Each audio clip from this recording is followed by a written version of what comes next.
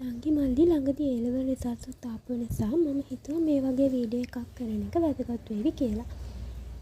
මොකද ඔයාලා සමහරලාට මේ ෆස්ට් ෂයි ලියපු අය වෙන්න පුළුවන්, සෙකන්ඩ් ෂයි ලියලා ඉන්න අය වෙන්න පුළුවන්. ඔයාලා බලාපොරොත්තු වෙච්ච විදිහේ රිසල්ට් එකක් ආව නම් මම නංගිලා මල්ලිලා හැමෝටම සුබ පතනවා. ඉස්සරහට කැම්පස් එකට ගිහිල්ලා ඉගෙනීමේ කටයුතු සාර්ථකව කරගෙන යන්න පුළුවන් වෙන්න කියලා. හැබැයි මෙතන ඉන්නවා ඇති ෆස්ට් ෂයි එකේ හෝ සෙකන්ඩ් ෂයි එකේ රිසල්ට් එක තමන් බලාපොරොත්තු වෙච්ච විදිහේ ප්‍රතිඵලයක් ආපු නැති නංගිලා මල්ලිලා. ඉතින් මං කියන්නේ නංගිලා මල්ලිලට උත්සාහය අතාරින්න එපා නංගි මල්ලි. ඔයාලා යම් දෙයකට ආස නම් පළවෙනි පාර වැරදුනත් දෙවෙනි පාර වැරදුනත් තුන්වෙනි පාර වරදින එකක් නෑ. ඒ නිසා ඔයාලට පුළුවන් විදිහට උත්සාහ කරන්න. ඔයාලා කැමති තැනට යන්න. First shy second shy result එකෙන් මෙඩිසින් යන්න මදි කියලා හිතන්නකෝ. හැබැයි ඔයාලා ආපසට හිතලා බලන්න ඔයා මේ ඔයාගේ උපරිමයෙන්ද වැඩ කරේ කියලා. ගොඩක් නංගිලා මල්ලිලා තමන්ගේ උපරිමයේ වැඩ කළා නැතුව ඇති. ඔයාලා මෙඩිසින් යන්න ආස නම් තමන්ගේ උපරිමය මේ වෙනකම්ම කරලත් නැත්නම් නංගි මල්ලි ඔයාලට පුළුවන් තව පාරක් උත්සාහ කරන්න.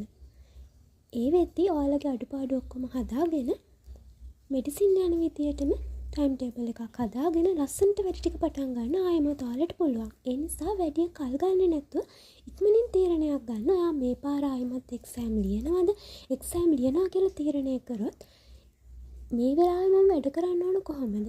මම පාඩම් කරන්න ඕන කොහොමද?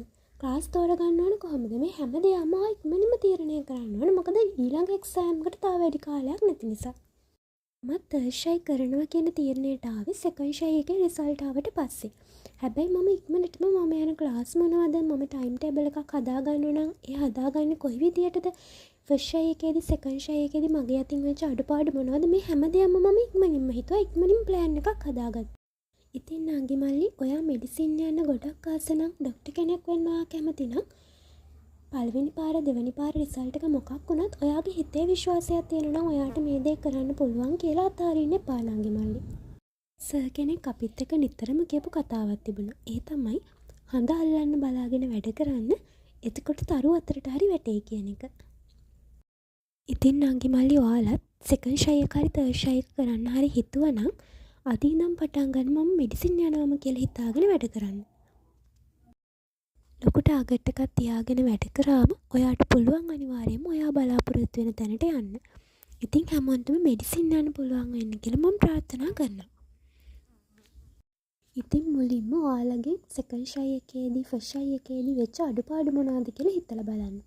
ඒ අඩුපාඩු ඊළඟ ෂයි එකේදී වෙන්නේ නැති වෙන්න වැඩ කරන්න හිතාගන්න. ඔයා දුර්වල. එහෙම නැත්නම් ඔයාට අමාරු සබ්ජෙක්ට් එක මොකද්ද? මොන පාඩමද ඔයාට අමාරු? මේ දේවල් ගැන හිතලා බලන්න.